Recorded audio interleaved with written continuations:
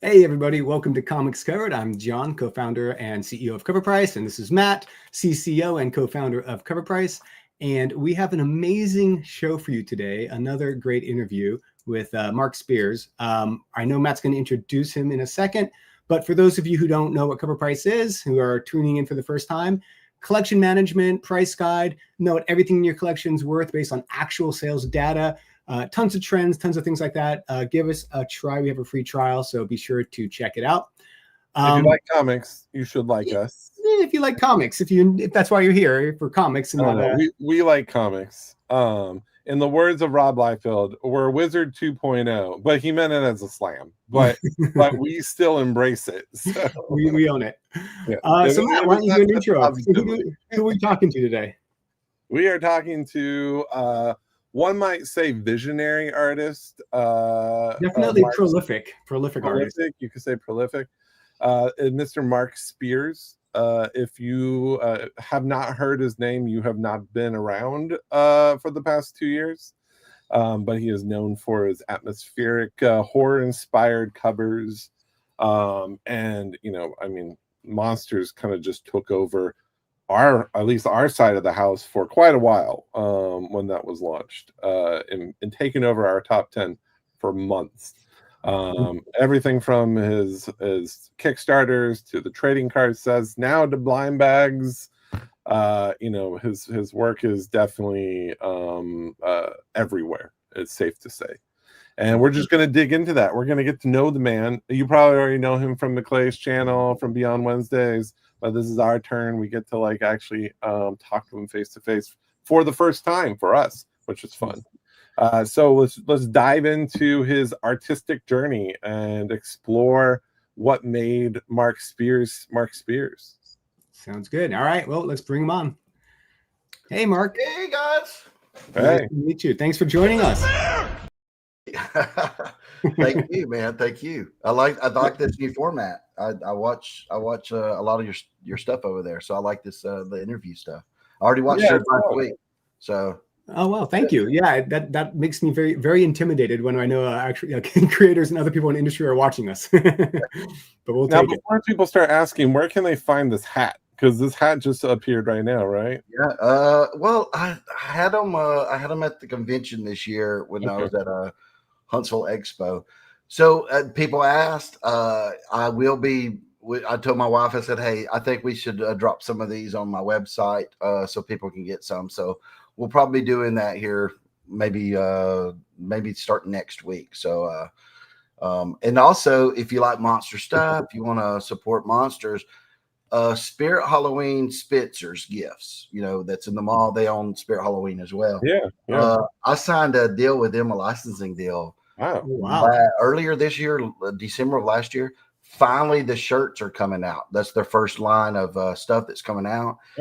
It'll be out October 23rd in a Spencer's near you. They've got 5 shirts coming out. It'll say Mark Spears Monsters. There's a Vampire. There's the Uncle Sam zombie. There's all kinds of the creature. All kinds of great shirts.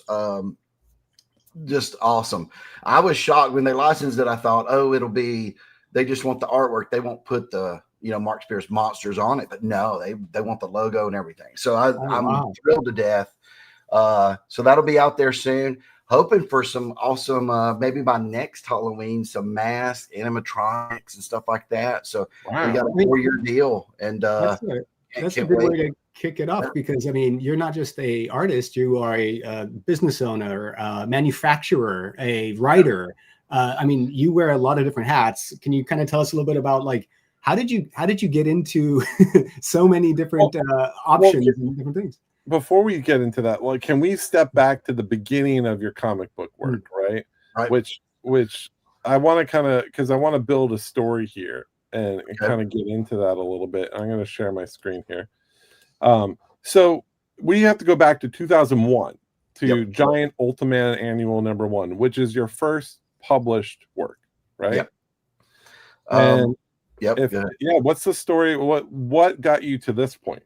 Were you into comics? Were you a budding artist? Did you go to art school? What started?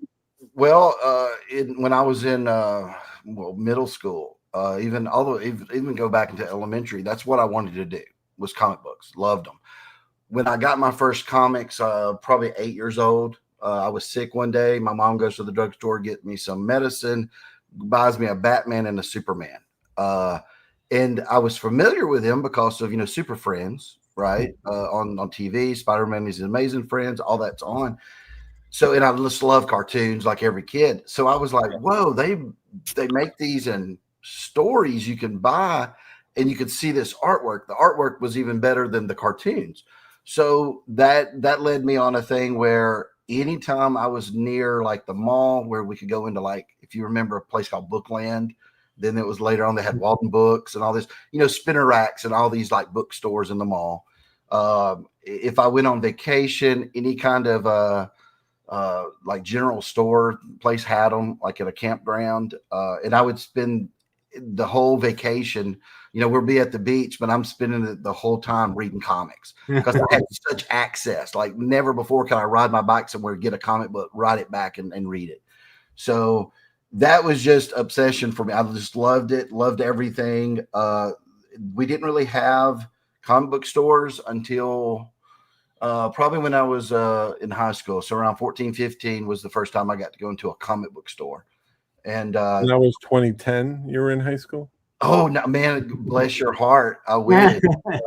So I graduated in 1993. Okay. So I was in high school during the Image years, right? So the end of the big boom, I call it, with you had X-Force coming out, X-Men #1 with Jim Lee. You had Amazing Spider-Man with Todd. So I would collect those books before they even had those titles. New Mutants, from day one I had New Mutants with Rob, even from where the Marvel Age was talking about him coming to New Mutants. That's when I fell in love with his stuff. I was like, what is this? Right. We always say if the 90s comics had a face, it would have been drawn by Rob Liefeld. Yeah, really. So those creators were probably my favorite. Todd, Rob, and then Jim would be right underneath that. In terms of, it didn't matter when Todd did a cover like Quasar or I don't care, the Marvel Presents or whatever, anything that he did, I had to have. And then I would go, when I started going to comic book stores, I'd go back and get the older stuff, like his DC stuff, and then Rob's DC work and stuff like that. So I just love that stuff, learned from it. So that was my goal. I remember reading in the Marvel Age how much a comic book artist makes. And I was like, that's pretty good. I'll be able to $2 an hour. So what's very sad is so that was around 91 or so when I read that. Yeah. What you make on a cover today is half of what they said you would make, a standard person would make on a cover back then. Wow. Because there was one cover. Now there's 10 covers, right? So that's how they justify, we can't pay you because we got 10 artists to pay, plus the comics sold a lot more back then, right? That's true too. But that was sad when I got in the industry finally, and I realized, whoa, the money's not here that to live on that it was back in the 90s. So but so that I was obsessed with comics, wanted to get into comics. That was my goal. I was very good or decent at art, to where I had like some scholarships to certain schools, and I was like, but how's that going to help me in comic books? At that time comic books wasn't taught in colleges, not the ones that I were around here. So I had decided not to go to college and to just go right into comics, because that's, that's what Rob and them guys were doing right then. So I thought, hey, I'll do that. So the moment I had graduated in May, I had already sent my first packets out in 3 weeks, right, to everybody. Todd, I sent them to Image, I sent them to Marvel, DC, and then I was basically watching the videos that Todd would do, and because the internet was very new back in like 92, 93. Yeah, AOL and stuff. Read a lot. I just had to go buy Wizard magazine and videos that I would get of these guys. But Todd would say, send them so much stuff they get upset and hire you because they don't want so much stuff. So I call it the redemption McFarland method, and you just annoy them to death. So that's what my goal was. I made a chart, and I said, okay, every month I'll have new samples and send them out. And that's what I did. And I would get some feedback. Finally, I would get some from like the Green Lantern editor, Superboy editor, things like that from DC. So I would get a mixed bag over there, and they would be nice enough to actually send me my samples back with like orange marker showing me, not like you drew this wrong. They were telling me storytelling techniques, right? Hey, Mark, this doesn't make sense here to this, and all that kind of stuff. And it's some fascinating stuff to where even Archie Comics, which I'd sent some in there just for the heck of it, they actually sent me like thumbnails of the actual comic books, and I was just amazed. I got to see this other guy's work. You know, I guess they had so much of it. They were like, "Hey, study this. You need to understand." I this. bet they were flattered, to have you, reaching out to them and asking them for help. Do any of them? Because I know you worked with Rob and Todd and stuff. Did they remember you at all when you worked with them? Of course not. There's nobody, and a lot of the editors back then. Now there were some nice guys. One was Chris Duffy. He edited Superboy back in the day, back in the late 90s. He went on to Nickelodeon after that. And I had reached out to him on Facebook years after that when I started getting work and stuff. And great guy. He helped me the most because he never said I was bad. He said, Mark, study that, learn this, study this, get by this book and understand that. Tom Grummett was working for him at that time.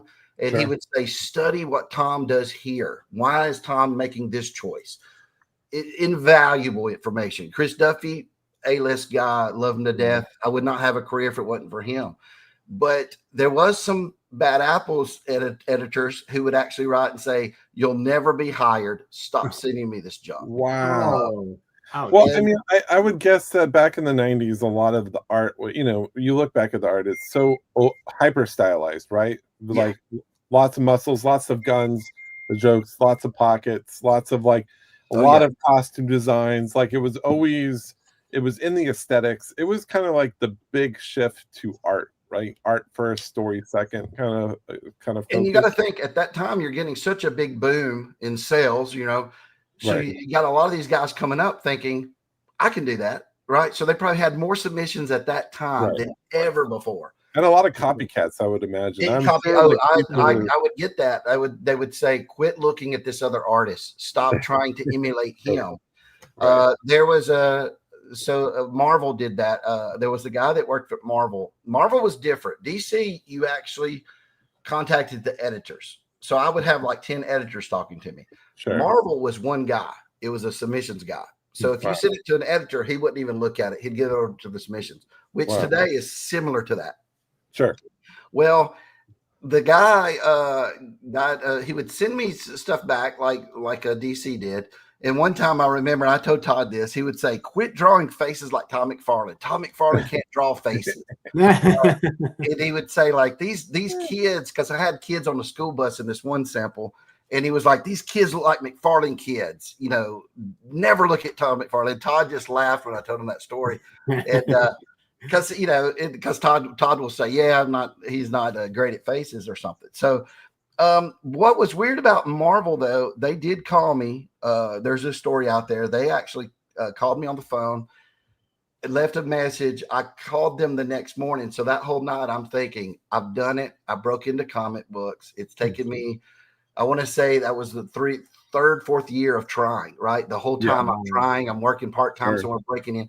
So I think I've got it. It was the offices when I called them late that night. It was the offices of Bobby Chase, who was on Hulk at that time, the editor. And I'm like, oh my gosh, Dream, I'm going to draw Hulk. This is so great. Couldn't sleep all night long. I called them at about 9 a.m. because I didn't want to seem too eager and call them at 8. So I waited till about 9 o'clock New York time. I call them up. And it was now the submissions editor was just using that phone at Bobby Chase's office. So then he goes, hey, Mark, I wanted to call you because I've got it here. You have sent me this many submissions over the last couple of years, right? He counted them up because they put everything on file. Sure. And he's like, you don't have it. You're not going to be able to do it. He said, how old are you? And at that time I was probably maybe 20, 21. And he's like, I got 16-year-olds that can draw rings around you right now, Mark. He said, you're never going to make it. I need you to quit sending this stuff in. Wow. And I'm in shock. And I think he realized I was in shock because I wasn't saying hardly. Maybe I started crying. I can't remember now. But he then kind of walked it back a little bit at the end and said, look, wait 3 months, wait 6 months, something like that, and then send me something in. But stop this, sending something in every month. Don't do it. Right. And then so I actually never sent in another Marvel submission after that because it broke my heart too bad. And did you take that feedback and did it motivate you? Oh heck yeah. Yeah. And I looked for that guy right when I started getting any success. When I had won I won a Rondo Award for like horror art in 2020. So I reached out to find that guy. He passed away and he no longer worked at Marvel. So you didn't get the Pretty Woman him? No. Huge, big mistake. Huge. Yes, huge. But again, all those things have to happen or I'm not where I'm at today because I had to have that motivation, right? Right. Hey, I hear these stories of other guys who are around my age group who's been in comics for 20, 25, 30 years, right? Yeah. And I'm like, that's kind of like my class, right? Those are my peers.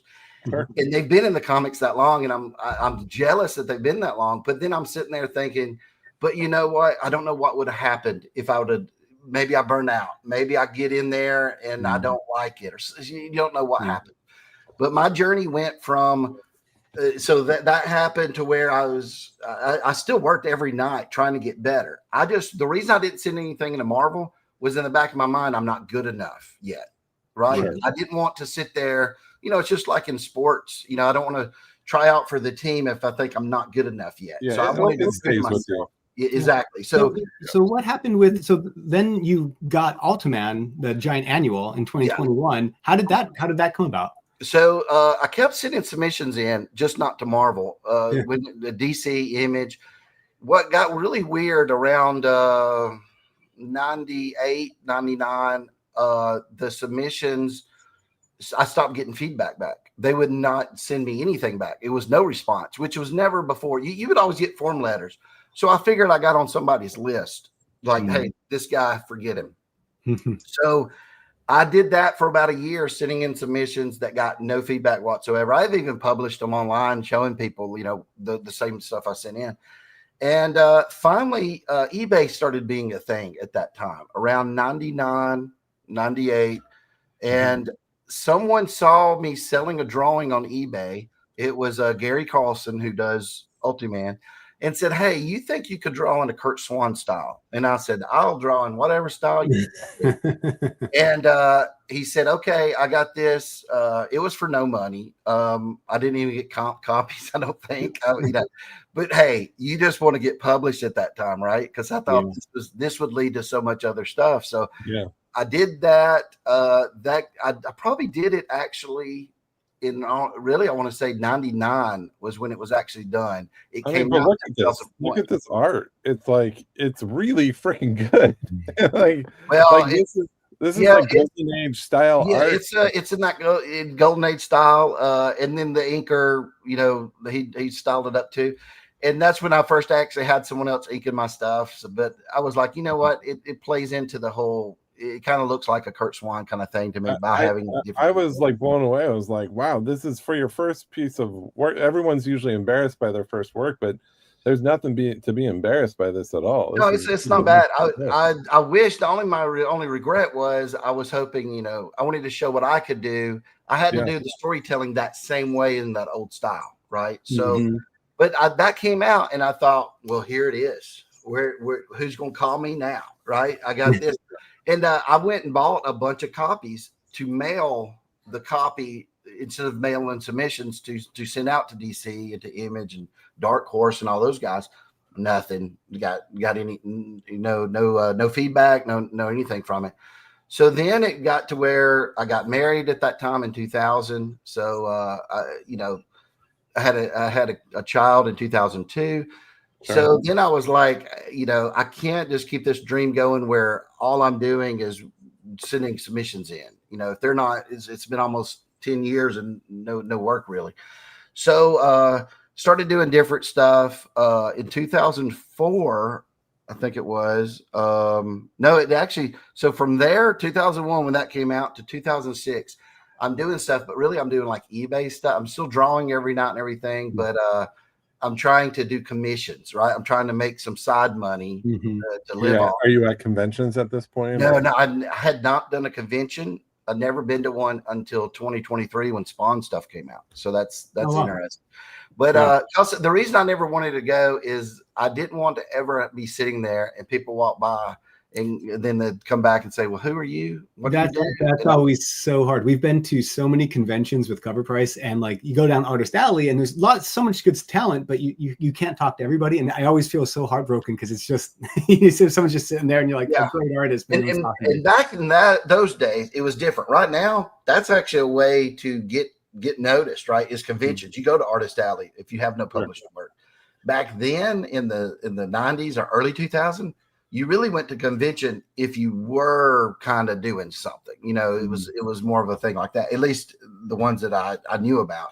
So 2006 was my next big break. 5 years after Ultiman, I had put stuff on. So internet's getting bigger. I put stuff on Comic Art Fans, I think was a website where you could display your work. And I had some stuff up there. And Covr'd International reached out and said, hey, we have a license with Marvel to do statues. Marvel gave us a list of all their artists.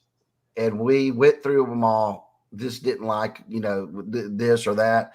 We saw your stuff on Comic Art Fans. And we think you would make a good fit for this. We would like to hire you to do the concept art for these statues. And luckily I saw that. It was actually in my spam folder. I just went through it one day. So it was a week old. I wrote them immediately, said, hey, I just found this. I would love this opportunity. And they said, man, we were just about to try to hire somebody else. Oh, no. So that worked out. From then, so that was my first work where I actually got to draw the Hulk and get paid. Wow. It was amazing. And was it just a concept art? Was it like it was concept art. I would do turnarounds. So I would first come up with like the front view, and if they liked that, right, if they go, yep, that's the one we want, then I would turn it, do a left view, right view, back view, and then they would send it over. And back then, nothing was 3D models, so it was actually sculpted overseas and then sent back. And so those statues got made. I negotiated when those came out to actually have my name on the box, because I was like, I'm trying to get my name out there more. So they had never done that before, but they said, okay, we'll put it in there that it said on the box, like concept designed by Mark Spears. And things were going great. I finally was making money doing Marvel stuff. They had the DC license for Batman. Yeah. Do Batman, Batmobiles. Then they put me over there. So I got to do Batman, Two-Face, Joker, Catwoman, all these kind of cool things, starting to design Batmobiles. And then it's kind of how Monsters came about. They were sitting there thinking in the future, they said, hey, if we decide not to pursue these licenses or add to these, is there something you can think that's in public domain that we could do? So they came to me and said, would you draw these up? I got paid for them, but they said, do like Robin Hood, Merlin. There was like two other ones, characters like that. And I wrote back and said, you should do monsters. And they're like, nah, that's, I don't know. And I was like, they're public domain. I could make you some monsters up. So actually the logo that I used on the Kickstarter was actually the logo I came out with in 2007 when I designed it for them, and it said Covr'd Monsters. And I just changed to Mark Spears Monsters. But they didn't go for it because they liked them. And then all of a sudden, Master Replicas bought out Covr'd. Wow. They did the lightsabers at that time. So everybody had to disperse. I lost my work there. I wasn't able to do the concept design anymore. But I transitioned over to DC Comics was because I had a good relationship with them doing the Batman stuff. and I was on their first trading card series. So it's called DC Legacy. I gotta ask. So is that why you like Monsters? It's available, or I mean, you recommended it. I was always a big monster fan growing up because there weren't many superhero movies, right? So you had Superman, Batman when I was a freshman in high school came out, but you wanted something like to scratch that superhero type of itch, and you could watch these Hammer horror movies, Monster Squad. You could watch any kind of monster stuff, even horror, and it's all kind of like supernatural, which is what superheroes are, anyways. You know, it's a super being. So it was just to me, it was just like that's a superhero story. It's just I'm seeing the villain's part, or I'm seeing the story that's kind of like Hulk, which I was obsessed with. Incredible Hulk, Lou Ferrigno and Bill Bixby. Love that show. So no, I always loved Monsters, and that's why I pitched that to Covr'd back then to do it. And so that's why later on, when I was going to do my own thing, I was like, I'm going to create my own monsters. I want my own little monster universe. And I did it. And then I did it without knowing what I was going to do with it, because you never think this stuff's going to do anything. So I did it during COVID, where I started doing a bunch of different monsters and stuff like that. 2020. Yeah.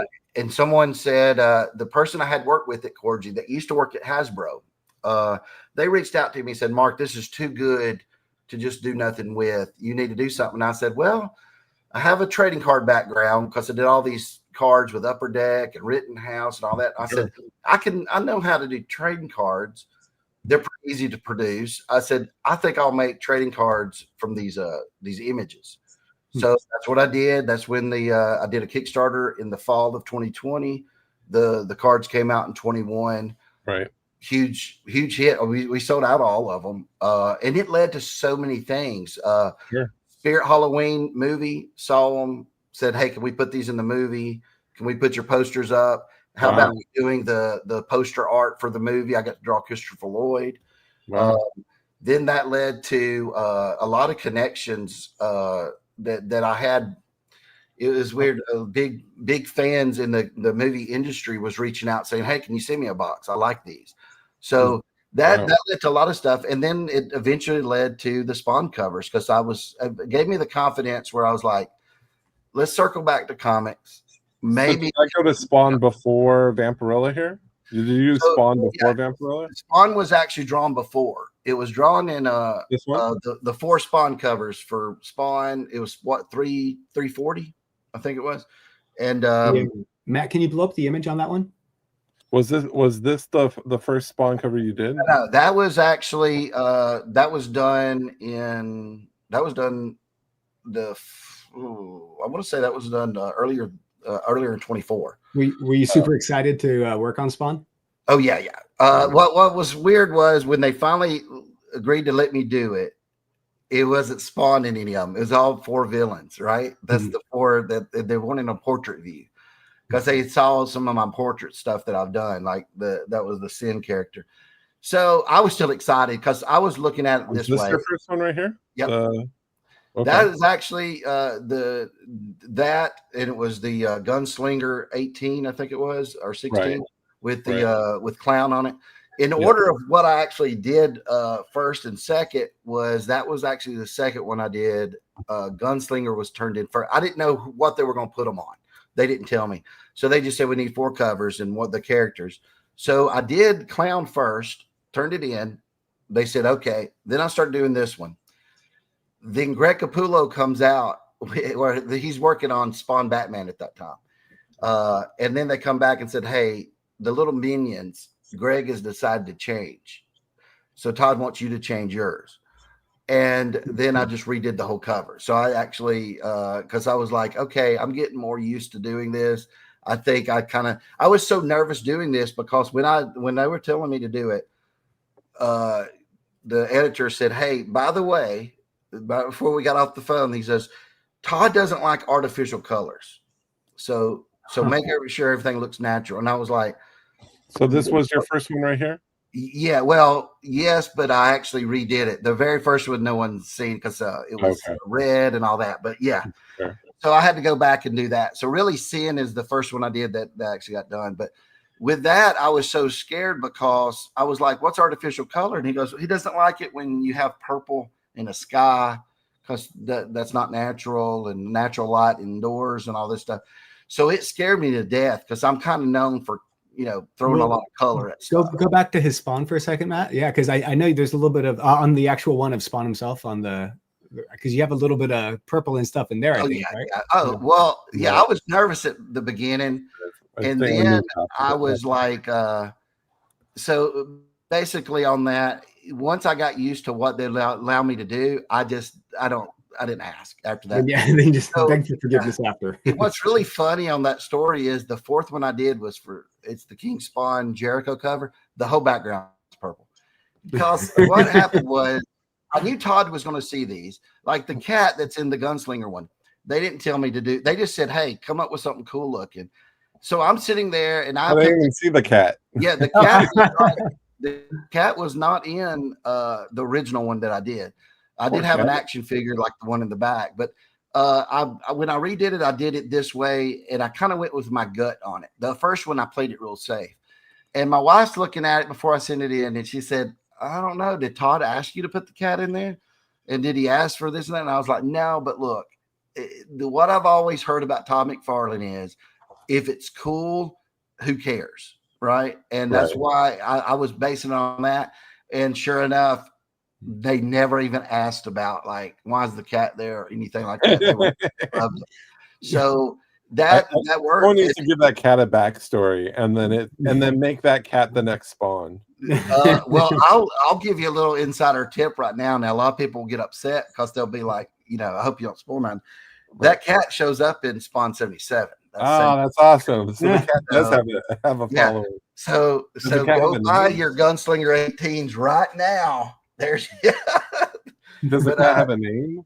The cat will in Spawn 77, but I won't give it away. So it's not going to be like a Jeff the Shark situation. Maybe it's Gary the Cat. Well, one of my favorite lanterns is Dexstar from the Red Lantern. His whole backstory is so tragic. Like he was just a normal cat, and his owner dies, and then he's so mad with rage that the Red Ring finds him, and then becomes a Red Lantern. And I'm like, I love Dexstar. He's amazing. So if you have a Spawn cat, I will be the first one buying all those. There's a backstory to him. And there's a lot more story to tell of the cat. The cat actually shows up. His second appearance is on a Salmon Twitch cover. Exactly. I'll put him in that one again. You're creating cat collectors now. They're just people are going to follow the cat. I'm trying to capture all markets. There was like these children's books. There was one called Little Critter that would put a spider in on every single page. Every single piece of art that they did was the spider was hidden there somewhere. We have a 9-month-old baby, and we're going through the books. And my wife and I were like, "Did you notice that mouse was on every single page of the book?" Like little things like that. We're just following. So all the backstories, I think, really pay off. I love it. So, Mark, these didn't get released until 2020. This is 2024, like you said, but this is 2023, and this is 2023. Yep. So, how did this come out a whole year before that? It comes out in October of 22. I really did it though. I really don't think it did. I don't know, because exclusives are different. You're looking at the release date of the actual book. Right. I don't know how Dynamite did that. If it did come out on 12, because I wouldn't know because it's an exclusive, and I didn't get my copies. It's about 6 months. 6 months difference. So what happened was after I did the 4 Spawns, and I knew they were coming out, but I couldn't tell nobody. Right? Because it wasn't announced and it wasn't even solicited. But I had went to John at 616 and said, "Hey, I got some books coming out. I would like to do, more covers because I needed cover work." And he agreed. He said, "Hey, we'll try you out on a Vampirella." So I did that one.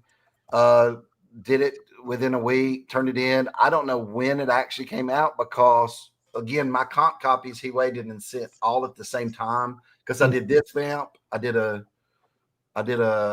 2 red Sonjas for him. So I didn't get those until like December. So I have no idea when it actually came out.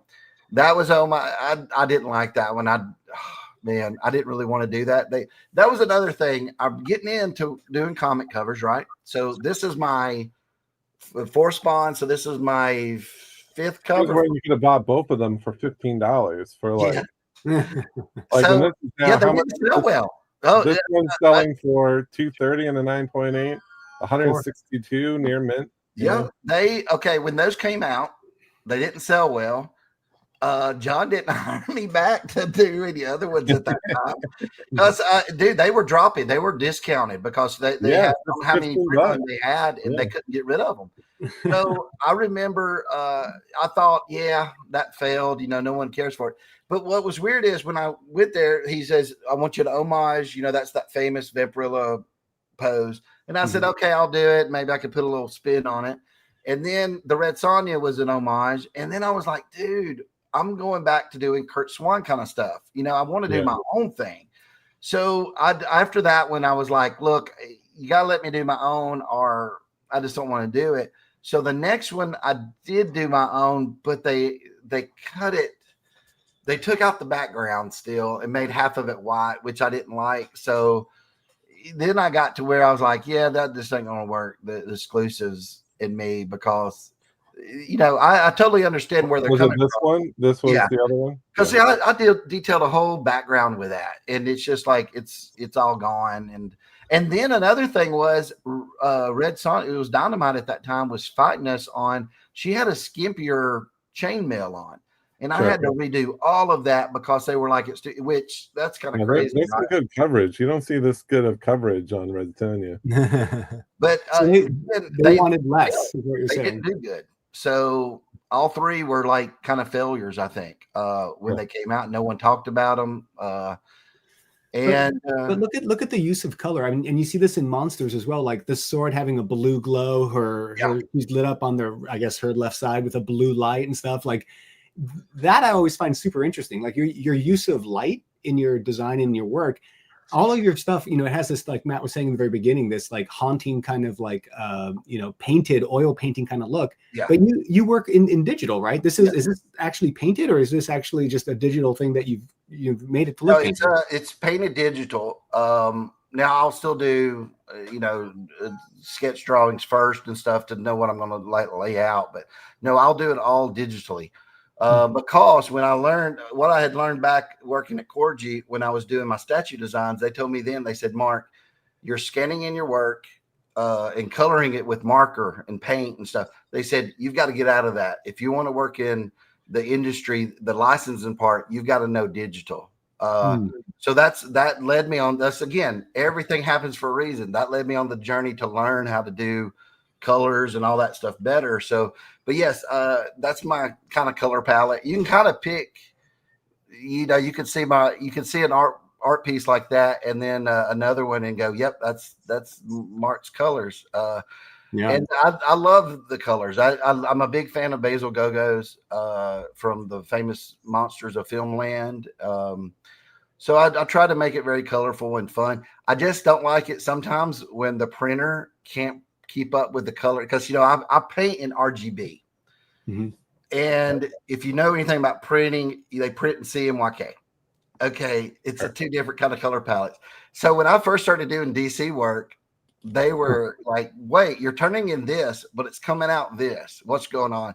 Green Lantern was especially tough because there's certain colors that don't print well with CMYK because it's the combination colors.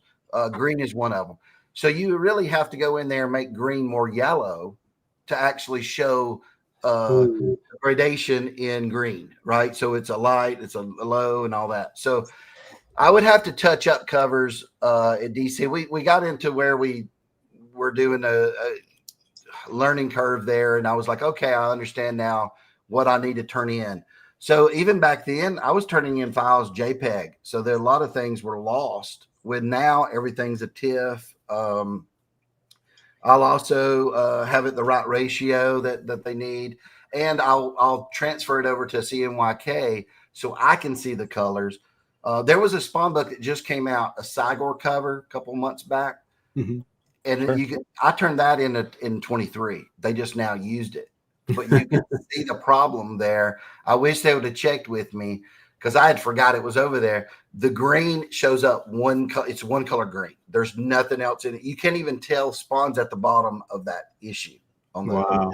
That must be frustrating. I mean, and what a learning curve too, to always adapt and go with the industry and be able to work in the medium that people are able to use and work with. Yes. Yeah. So, you're having to do that. You're basically, because so much stuff is, is printed, the things and different printers print different things. Right. So that's frustrating too, because Transcontinental, who I use, DC uses, print a certain way. And then there's other printers that I've used for Monsters that print a certain way. On covers, it's different, but it's good. Both of them are good in their own way. But in the interior, it drives me crazy when I've done an interior for Monsters. I've slaved over it, labored, did all this, and then I'm flipping it, and it's supposed to be a kind of a blue hue over things. And on one page it's that, and the next page it's purple. And I'm like, what? They didn't go into a different place. This is not on my file. But it's something that happens with certain printers. I think that's because they print, they just have a different printing system at certain printers than they do at the other ones. But I love Transcon's printing. They do pretty accurate. So Mark, so you went through this journey, and you went through the Dynamite stuff that comes out, then the Spawn stuff comes out, but then you have this monumental where you say, hey, I'm going to do this monster thing. I'm going to take it from the cards, then I'm going to do it to a Kickstarter. I did it as, so in Monster, Spawn comes out. It's coming out. I know it's coming out. But I realize I can't make money in comic books with the cover rate that I got. I would have to do over 10 covers a month or whatever, and there's not going to be anybody to hire me to do that, right? Because I had no offers when Spawn came out. So the next thing that I said I'll capitalize on, I'll switch over and I'll do interiors. So I tried for the Gunslinger job, and I wanted to show Todd that I could do interiors. So I had done Monsters as a sample to show Todd McFarlane that I could do interior work. And that's what I did that. He loved it, said, you got to, keep going. And I kept, then it was like, okay, I've already done 30 pages. Because I wasn't getting any work. So there's what am I doing in my free time? Right. I don't have any other work to do. During 23, I did Power Rangers. I did one issue of Power Rangers. I did one issue of Headless Horseman for Dark Horse and the 4 Spawns. There's no other work that year. So that whole year I'm doing Monsters. And then I solicit it to Image. Image turns it down. Dark Horse was interested in it. We went a couple of months within, then they voted it down. I took it everywhere. They all passed on it. So then I put it as a Kickstarter that December of 23 because I was broke. I'm not getting any work at all. And I'm like, I might as well print this up and let people get it that want it.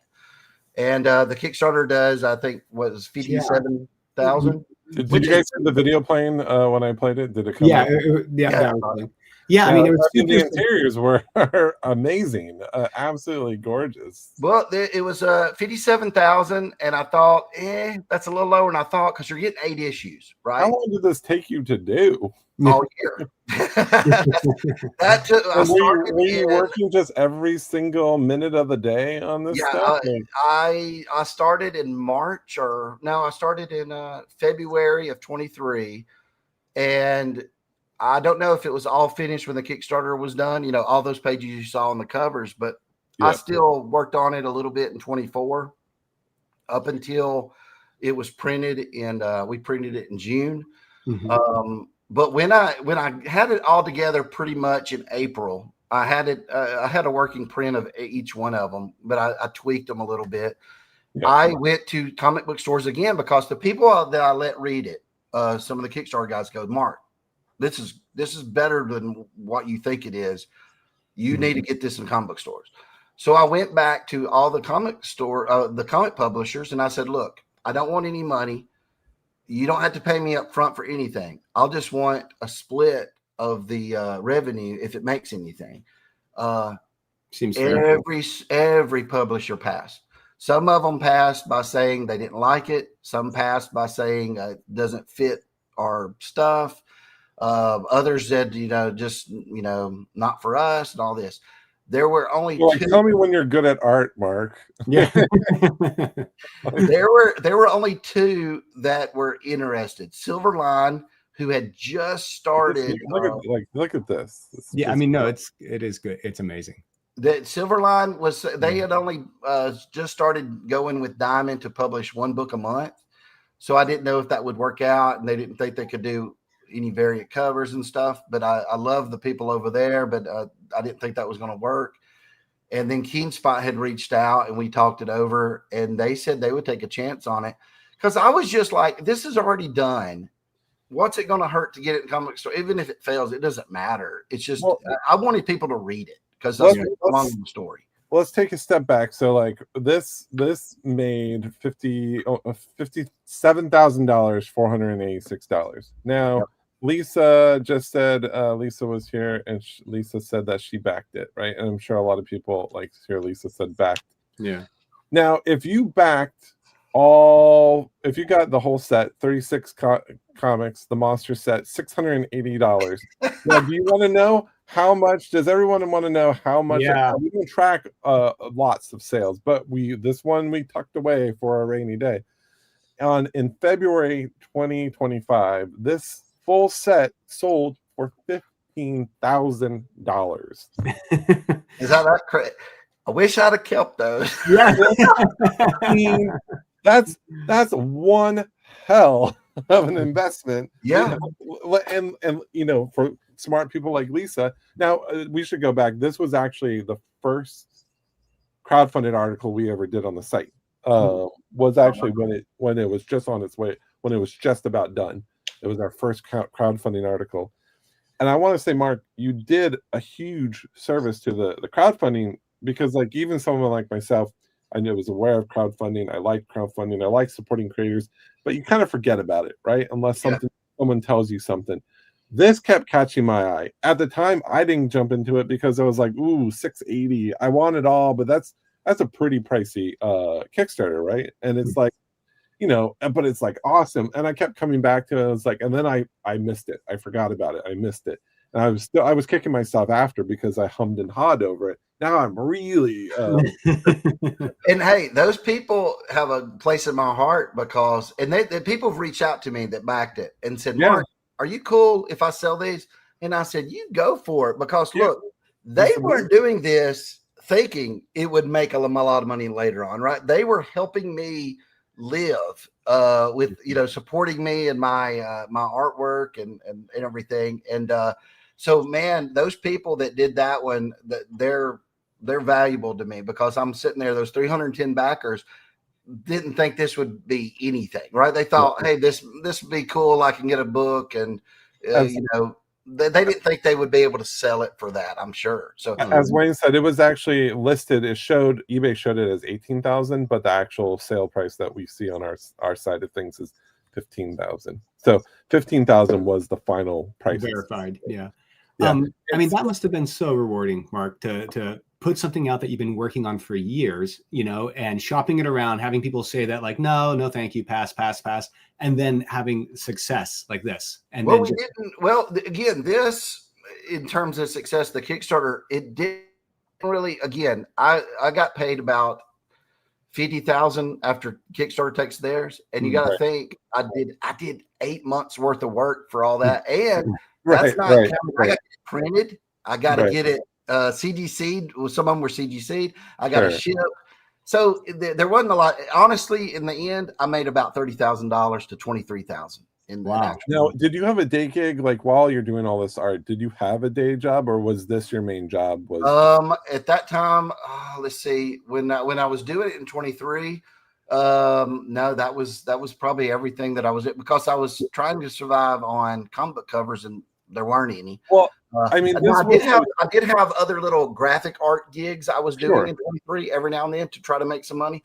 Right. So but you are a testament to willpower and for sticking with it. Like you believed in yourself. Well, I kept thinking no matter what, I'll do a Kickstarter for it, because I did the Kickstarters for the cards, and they had made in anywhere from 18 to 20 something.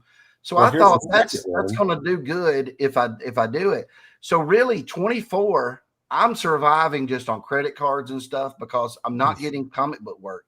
DC gave me some covers, but you can't live off of you can't do 20 covers a month. It's impossible. You get that every month. So I was sitting there thinking, I was still struggling when Monsters came out in retail. Yeah, sure. And when that came out, now that the Monster of the Wolf Kickstarter happened last December, and that's when everything kind of changed. That's when I realized something's different. Yeah, and then I want to touch on that real quick. Is when do you feel that you were officially on the map in the industry? What book was it? I know Monsters as a whole is probably too broad, but was it the Kickstarter campaign? Was it your Lobo cover? Was it your Bridezilla cover? Well, the first inkling at all was Lobo 1066. I was in Disney World, and somebody writes me and says, "Hey, you're on Cover Price. One of your books, that Lobo covers on, which is the first book that's ever made any kind of top 10, top 20 list at all that I've done." Right. And that we knew when I did that. Paul Kaminsky had showed it to the people at DC, like editor. Everybody just fell in love with it. They loved it. Oh, I mean, the use of color, like you're a master of color, right? And the whole thing is when we go through, when you do a new comic book day list or we do our FOC list, this cover just it's crying for attention. Again, it deserves that attention. I love covers that I could sit there and spend some time looking at for more than just a couple seconds. Like this cover, you go into all the detail that you put in the back and in the front and in the glass, like Lobo himself, what is he eating? Look, he's using Superman's cape as a bib. There you spend time on the cover, which is fun. Yeah. Well, and I miss covers like this because I had like a month to do. I had 3 weeks to a month to do it, right? Yeah. I could take my time and do it. I hate when they tell me on a Friday they need it by Monday. That's rough. Does that happen? The absolute number ones, the reprints of those, where I did a Batman, a Superman, and a Wonder Woman. They wrote me on a Wednesday. I told them on a Thursday, I think that'll work. They said, we need sketches tomorrow. I said the sketches on Friday. They said, we approve the sketches. We got to have them all done by Monday. And oh my God. That's why I had to choose the way I did that cover. Like Wonder Woman doesn't have, she shouldn't really be positioned in that way. It kind of works, but I had to not show the side that had the tattoos because I didn't have time to go over there and look at where her tattoos were and stuff on her right arm or war paint or whatever it is. Right. And so that was tough. I knew that Superman wouldn't be as bad because it's more of a regular suit, and Batman wouldn't.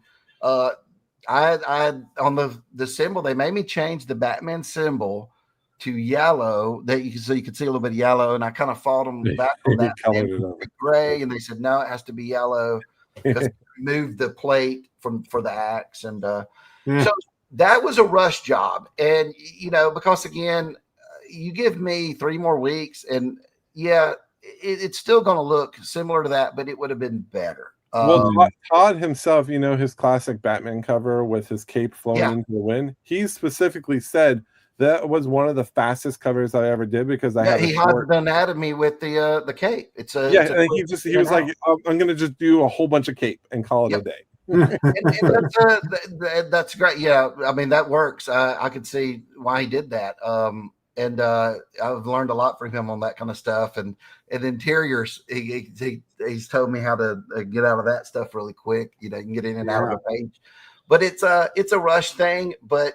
And what's that is, people aren't going to judge you. They're not going to say, well, he only had 3 days. No, they're going to look at it like I had a month. So I hate that. And like the new DC stuff that's come out, the card series that I'm doing right now, the Silver Age, I don't even have beanie backgrounds. They're all just black. the black background. But and it's sad. I wish I had more time, and I hope in the future I will. But what happens right now, like my normal day, I have I'm working on Spawn 77, right? So I'm working on that every day, getting pages done for it. I'm having to get the Kickstarter stuff done. Monsters and the Wolf, I was actually fixing that up. I'm lettering now. I'm starting to do lettering. If I didn't have enough on my plate, and then I'm also working on Monsters 9 because that's coming out probably in January. A lot of people have said we're shills for Mark Spears because you've dominated our top 10 for so long, and like we kind of remind people like this is automated. This is pulling from what people are buying in the aftermarket. It's not we tell people it's never a list of what to buy, although your stuff is great so people can buy it, but like it's always just a reflection of what was purchased the week before. And so you can clearly just look at eBay any time of the day and just see your books trending in a huge way in the aftermarket. Amazing. There's nothing you had to do to hide. And in our opinion, like when this cover was the cover that I think, even though the Lobo one was like, it kind of puts you on our top 10, we saw the Mark Spears fandom blow right out of this cover. Like that was the first one that made the top 10 list of monsters, right? And it dominated on everybody's kind of top 10 for a month or at least. It was on there for a while. And I mean, I still want one, and I missed that. Actually, one of the Spencer shirts is that, but with the new haircut. I've given her a mohawk. Right. I wanted to make it a little different, so it's. And do they crop it? Do they like just do the face, or do they do the full body? It's really that cover. I think goes all the way down, and it's just the new haircut. And I think they put the logo off to the side so you can see the whole new haircut that so she's you got. Have a whole Discord devoted to your fans. Now I know Lady Gaga has her little monsters, so you got to pick like a new name for your fan. I have some of the best fans. A lot of them are on that spear holders, spear throwers. What is it? Joe Bob Briggs has the mutants, his mutant army or something. I need something. I gotta come up with something, but dude, they're such great fans. What about little targets? Because the spears, really like target, little targets. I don't know. Good. We're good. We would not have got the blind bags sold as much as we did if it wasn't for the fans. Well, let's talk about that for a sec, because I know we're coming up on the hour, and I want to be respectful of your time and everything. But the Monster and the Wolf, it's a prequel to Monsters, right? And I mean, Matt, can you go back to that Kickstarter? I mean, talk about a change. Well, this was the Monster and the Wolf, the first original, Kickstarter that started. That was last December. Yep. Oh, gotcha. And it'll be shipping any day now. We had some problems with the printer. They had messed up some of the books. They got them out of order. So some were printed like with the wrong numbers or the wrong cover type. Something was supposed to be cardstock that was foil that was supposed to be cardstock. So it was 2,000 books that they're having to redo. Hopefully he's going to get them out the end of this week, first of next, and then I'll be shipping all those out. But that's so the interior is the story. I really like it. I think a lot of people will enjoy it. I've let some people read it as some samplers just to see what they thought. And so even though you got all these covers and stuff that are in the blind bag, I think they'll actually, if they'll crack it open and actually read the story, they'll enjoy it as well. I would like to get, so here's the blind bag. Now I know you're going to send us all your covers. So right now we just have 3, but how many covers are in this thing? And real quick, before you do that, Matt, let me just say, everyone who's listening, we're going to give away 3 of the blind bags. So if you type in #Spears into the comments, you'll be entered, and we'll do it at the end of the interview today. Or little targets. So little targets, that's going to make it work. So there are. Stop trying to make fetch work. When you open it up, there's 90 covers that you could be actually. So Mark, we need you to send 86 more, or 87. I'm sorry. That's not even counting the incentives. The incentives are not inside. That's 90 inside. If you open one of those blind bags, there's 90 different things you get inside. And what can people find in these? Because I know Beyond Wednesdays is also doing like a big midnight thing when these are released, which I have it down here on just the 1st, but they're doing the events on the 7th, so maybe it got pushed out. It got pushed back a week because they wanted to make sure our top priority was sorting. We didn't want where a comic book store is selling these, a guy buys 10, goes home, comes back the next day, throws all 10 down and says, these are all the same issue, right? I don't want that. I want it to be where you have a good mix. So Transcon needed that extra week to make sure there was going to be a good mix, right? They're basically doing it like trading cards do, where it's a sorted mixture in every box that goes out. So that way we can get a good mixture. Plus, it also helps having 90 different covers. What's like? Do you have anything that you can show that's pretty exciting? Like people would get pretty exciting to, No, well, what I was going to send you is actually just the cover back. Okay. Okay. It was the cover back of showing the covers though. The last 3 pages shows all the covers, but it's 54. I think it's 54 original covers, right? So you got 54. Wow. Then 30 of the base covers are also duplicated as foils. But even in those, it's not just, some of them are just a straight foil from the regular version. Oh yeah, there you can see some. And some of them though, like if it had distressed on it, I took it off for the foil, or I decided I'm gonna change the background. It's black. I think on the foil. These are awesome. The Night of the Living Dead Sideways covers. Oh my god, I need one of these for sure.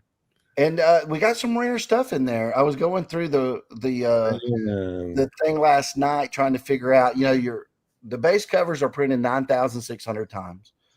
The foils are only printed 844, I think it said. And like the Night of the Living Dead is 500 each. So we basically have very rare things in there, but a lot of different things to choose from. So I think it will be the most successful blind bag in pre-orders. It is. It's number one with 350,000, right? So yeah, I think the only one that comes close to catching it would be Battle Beast at 200,000. Wow, crazy! Well, and plus, your son is a movie maker over here. Yeah, he marketing. I've got to talk to him about doing one for the Christmas. We were discussing that today. What can you do for a Christmas one? So, Mark, one thing we have to tell you. So we track like how many covers. A lot of the publishers will ask us like, "Hey, who are the top producers of covers every year?" And like every year it's Perillo because he does so many covers for Dynamite, and Dynamite does so many covers. And it's usually like Jenny's on that list and Campbell's on that list. For example, like J. Scott Campbell is so far for 2025, he's number 9 with 123 covers. You have like Jay Lee at number 7 with like 127 covers. Perillo is number 2 with 187 because you bumped everyone down with 413 covers. 25. So now keep in mind there's all the variations across different covers, right? So that includes your metals and your foils and your virgins and like all that. Does that include what's coming out in the Christmas one? Because it includes up to what has been tracked today. So this does not include the blind. So you said how many covers are in this blind bag? If you count variants, the full variant too, it's 90 covers total. So yes, so and 90 covers. The Christmas one will be over 80 something. It's close to 90 as well. So I'm really going to dominate that list. Yeah, you are. So what's hilarious is we were talking. So last week we had Nakayama on our David Nakayama on our show. Yeah, I watched it, and he just cracked 1,000 covers. Yeah, I saw that. I was like, dude, I was doing the math. I was like, man, I wonder how long it'll take me to get up to 1,000. You have a total of 578, right? Like, and 413 of those have just been in this year. So, how do you have time? Well, dude, I mean, one thing it's helped me was for the monsters. I had a lot of artwork from the cards, right? Where I done. But I spent a lot of time doing those because I would do like 100 cards or 150 cards in the card set. So I had that. And dude, I worked a little too much. I'm trying to get to where I can get to a point where, because it's not healthy to do too much work, right? I was getting. Well, I mean, you're doing something that's but it also seems like it's been a trend of your life, like you were saying in your story. Like you're always grinding, man. It's to me, it's like a video game. You're grinding, right? You got to put in the work, and sometimes it's not fun when you're doing something that. But I really can't say that when I'm doing monster stuff, man. It's fun. What's not fun is the business side of it that I have to deal with, because I'm also wearing those hats too, where I'm sitting there having to talk to the printers or having to worry about shipping stuff, getting it here and all that kind of stuff. The creative part is it's fun. I mean, the first thing I do is go to my computer right when I wake up, and I'm never dreading anything. I'm always so happy to get to do it. So, well, I mean, you're doing a lot of this for fun. I mean, because there is a level of like, how is that sustainable to keep those kind of numbers up? Not that you really have to, right? Oh, no, and I wouldn't. Yeah, I've even said I don't want to oversaturate my own brand and stuff. So, like for number 2 of Monster and the Wolf, I'm doing just 4 covers, no exclusive, just 4 covers. Nice. It's a cover A, a cover B, a 1 in 1, a 1 in 25, and a 1 in 100. That's it. And I want to go down. And if people like the Halloween bags and Christmas bags, and I plan on doing that next year, I would go down on monster covers through the year, like, only do like 4, 5, total. And then will you ever branch out to like robots or sci-fi? I want you to do like a slimy sci-fi alien monster thing. Well, y'all gotta pick up the newest issue, number 7. There is a robot in number 7, the old like Maskatron, where you take the mask off and it's wires. And the monster brand is a catch-all thing. It's everything I like. It's not just your monster stuff. It's superhero. It's cartoons from the 80s. It's everything that I enjoyed. I just threw in there. I would love to see you work with Ani because they have the EC line, right? And they've been purposely like delaying doing the more popular covers of the I would love to see you get one of those covers, because I think you would knock it out of the park. And if it was a high ratio of 1 in 50, I mean, you're talking that could be. I mean, the thing is, we didn't even touch upon your most valuable books, which is like you're getting into here. We have the Keenspot web store medal. We're limited to 3. It's like $2,000. You have this. All of course, it's all the medals because they're super rare. Yeah. So you have like, here's a Kickstarter cover. It's sold for $1,000 raw. It's your X-Men homage. Tell me you have a stack someplace. There's another medal, but this was the one that I have a few that I knew months ago I wasn't going to ever sell a Monsters number 1 anymore. Because I was like, 1A has been going for great prices. Because I'm like, that'd be stupid. I'm in this for the long run, to where I would love to do 100, 200 issues of Monsters. So it'd be stupid of me to sell my number 1s right now. Yeah. And we have been optioned, and hopefully, crossing my fingers, there will be maybe a TV series or something here that would be announced later this year. So we're, hopefully that's where, all this is going. And if that happens, you really want to hold on to those number 1 issues and stuff like that. This, for me, if I had to pick any cover, I know there's so many of your covers, but my grail of yours, and you can tell me, I would love to know what you think people should, like, if they had to pick one cover, what you would pick. For me, it'd be like this Kickstarter version of the Bride. For me, it's like she's what started it. She's what's funny about that cover. Yeah, it was the 1A cover, because I thought it was good. Right. Did not sell well on the Kickstarter.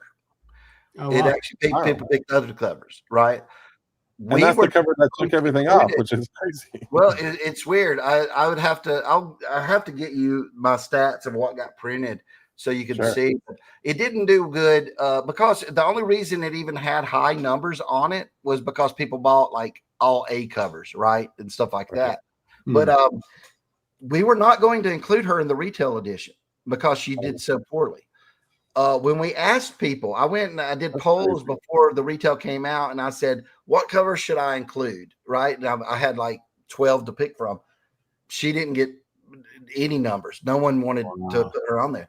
So I went ahead. My wife was like, you need to put her on there. You don't have any like female covers on the retail release. I think it was a Dracula Vampire was B or no, B. The Looking Down at You was number 1 with A, and then there was I forget what the other ones were. The number ones, but there's 2 other number 1 regular covers. And again though, it was the homage to Hulk 340. Yeah, that was another one. And then I can't remember what the other one was. Right here, that one, yeah. But on the regular the release of retail, so we wasn't going to even put her on there, and then it blew up like that. So I don't know. It's kind of become iconic, but then it's again. There's a signed copy, a 9.8 sold for $1,500. Wow. I like that you put a bat on your signature. That's fun. Yeah, I started doing that just to have it where I knew if people got it graded, they would put, it was sketched on. So I was like, hey, that's at least another extra word. Well, what's annoying is our system kicks out the word remark. And so this is considered a remark. Yeah. So it's like, it doesn't like tracking this. So they, but on that, I would think because people have asked me this before, I think the cover would be 1A. That's kind of my thing, because it was the one that was probably ordered. I don't know if it was most. They're all around 2,000 or less for the retail version. Like if you were gonna tell people that there's one cover to get, would it be maybe oh, gosh, it's just too hard. I mean, this has everyone, right? Here's another question. What of all the monsters is your favorite one to draw? Well, I think the werewolf. I enjoyed the werewolf a lot. I do like the guy. I keep saying the guy they call Dracula, because he's really not Dracula. He's just taking Dracula's name. If you read Nosferatu. So he's he has a whole backstory. His name will be revealed. His true name will be revealed in the issue. It might be the very end of 8 or the first of 9, so you'll get to know who he really is. But and Mark, you was fun to do this homage too, which is that was a blast. And I never actually released that color variant as a retail edition at all. Wow. Not an exclusive or anything. It was only done in the Kickstarter. We were going to put that in that was going to be in place of the Bride, and we decided, because that was actually ordered more than the Bride in the Kickstarter. That's because I mean, this is such a popular homage that everybody there are diehard collectors of those. Yeah. So and you look down, there's like 5 different versions of it. Right. Yeah. So we did a white version, and it was a ratio. Yeah. And then that red one was a giveaway, where I did a give. So there only 6 of those were made of the red one. That red one pops too. If you go to the series for this one, Matt, you can enlarge each one. It might be I don't want to. Oh, fine. If you turn on variants at the top. Yes, I got it. You know how to use our website. Yeah. I mean, we are running way over. Well, I mean, maybe a couple final questions. And if you guys haven't entered, type in #Spears, and you'll be entered into win one of the blind bags. Well, I guess one question is the unholy. What was the tickets that are in the blind bag? What's that about? Okay, so we and I'll be releasing a video maybe tonight or tomorrow about it, where we actually show Transcon putting them in one of them in a book. They're going to be placed inside. And so when you open up the interiors, make sure nothing falls out, because there's 13 tickets out there.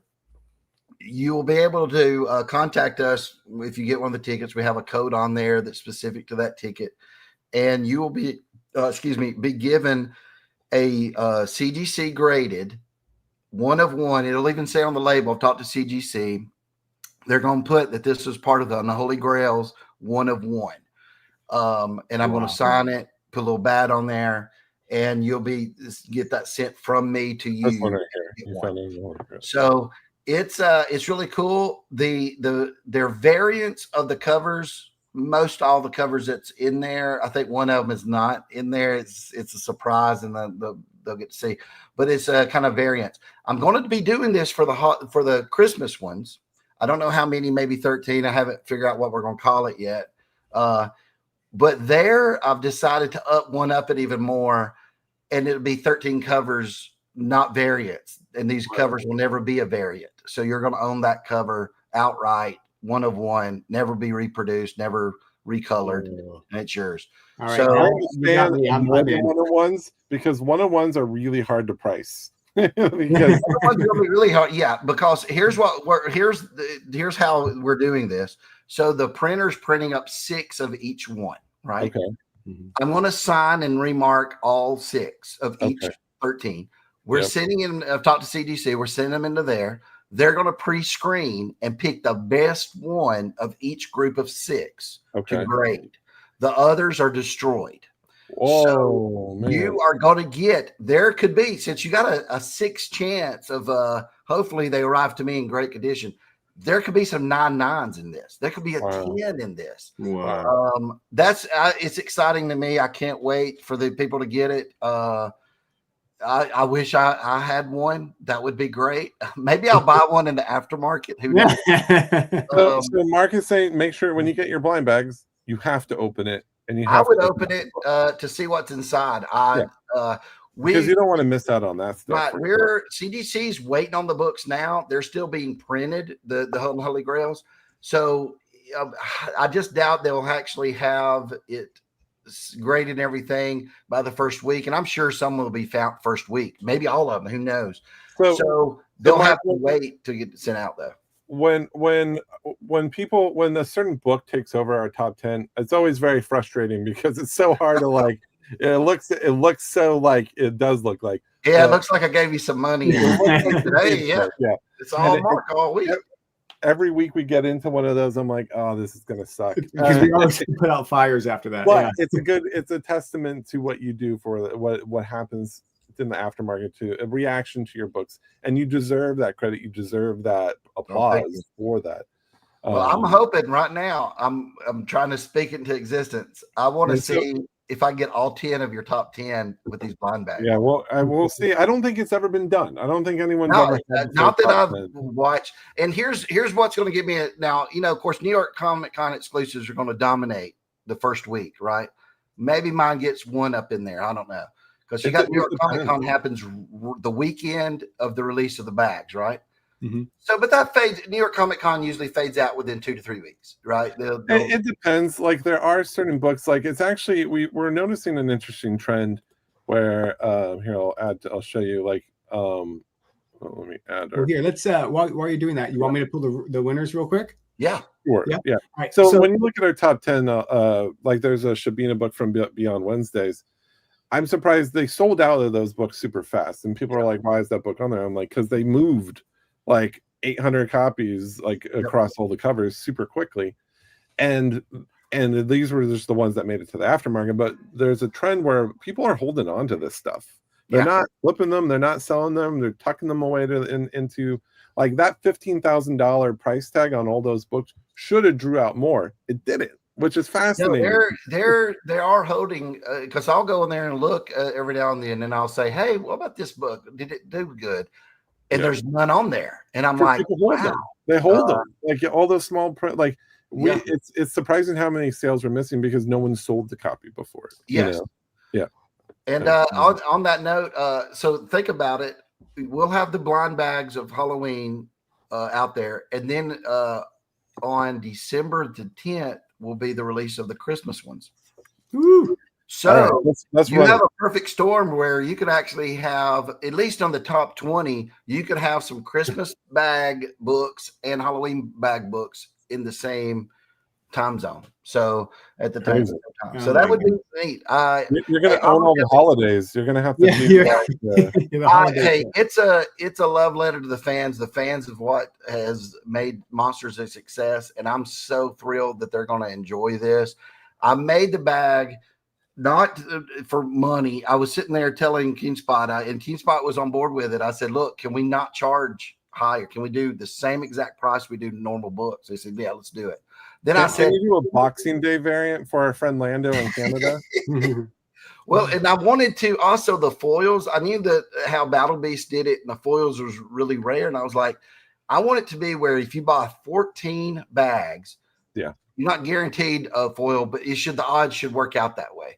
Sure. And we did it. So I'm happy. I think everything will hopefully go off without any problems, and the people enjoy the Unholy Grails, and they'll enjoy the, it's almost like you're getting everything ready for Christmas, and the kids are coming the next morning to enjoy it, and you just want to see the look on their faces, because that's what's going on here, and I want them to have fun. And and dude, the Christmas blind bags, I'll have to show you guys that stuff here soon.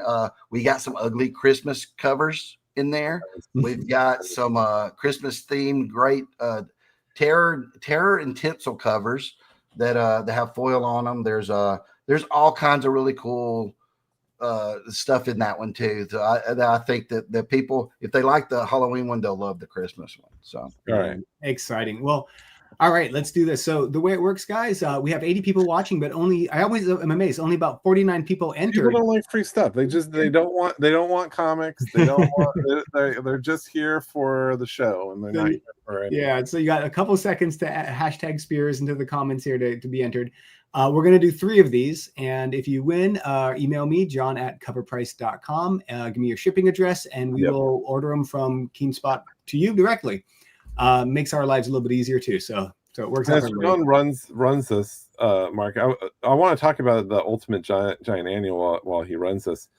There's only 3 on the census, and I know Mr. Kreider on Instagram got one at the 9-6. Hey, you're gonna hear me go, ooh, Becky Bates, congratulations. I love people with like comic book names. Yeah, good alliteration. You're talking about Ultraman special? Yeah, that I don't even have one graded myself. The copies I have were from back then, so they're kind of really bad. Yeah. So I would probably buy one myself if I saw it at a good price, just because I'd like to get a copy. Yeah, What's funny was they still had copies maybe earlier this year. People could go to their website where they still had them and then get them for like $3-4. Yeah, they're $3. Yeah. Yeah. And I peached myself, man, I should have went and grabbed me like 10 just to save for the grandkids one day, But hey, congrats, Chris. Congrats, Grumpy G, right? Grumpy G was the one who won the second one? Grumpy G, Chris, and Becky Bate. I love that name. Becky Bates. Yeah, that's a great name. Congratulations, guys. Remember, email me at john@coverprice.com with your shipping address and information, and we'll get those out to you. Wow, Mark, we could have spent another hour on this, and I see why McClay goes so long on his shows when you're on there, because there's so much to talk about. But we really loved having you on, and loved getting to know you, and I'm so happy about the success that you found, especially after working for so hard for so long. I appreciate it. And you need to hear this from Adventure Time. Whoa, you're really good at art, man. That's official. It's real. You're really good. So, Yeah. No, thank you so much for everything that you've contributed to the industry. I mean, it's always cool to see an artist get into that niche, and you can track your work. You'll look at it and you're like, that's Mark Spears. Like the color, the imagery, the shading, the light.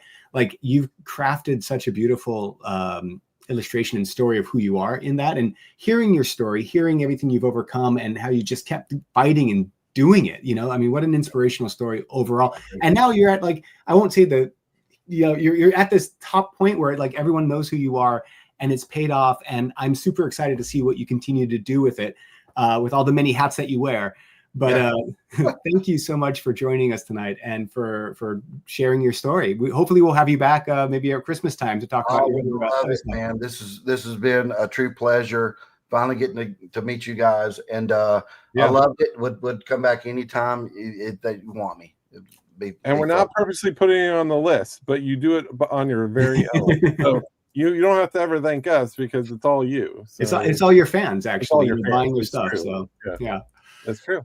All right, all people buying this stuff, all your little targets. I'm going to keep saying it. So it's not going to catch on, Matt. We'll find a better one. Yeah. All right. Awesome. Okay, well, Mark, thank you so much, Mark. Any last words from you, Mark? Yeah. Not just all the fans out there. Thank you, just for letting me keep doing this, and hopefully they'll keep following me, and and that you'll enjoy the blind bags when they come out. That's about it. There's a lot of there's going to be live openings at midnight. Midnight release. We're going to do something we're hooking up with Beyond Wednesday and doing something. They're giving stuff away. There's giveaways. If you're watching just the show, there'll be giveaways. If you're watching from a comic book store, there'll be giveaways at your comic book store through us. All kinds of cool things that'll be happening that Tuesday night. Also, I think this week, Monster 7 just got finally released. Go grab it. It's a pretty cool issue. And then there's some DC stuff, some cool covers that came out today as well. So yeah, go buy them so I can get on Cover Price again, man. I've been waiting to be on that top 10 again, man. The busiest man in comics, folks. The busiest man right here. Congratulations on the success. And all righty, have a good one. All right.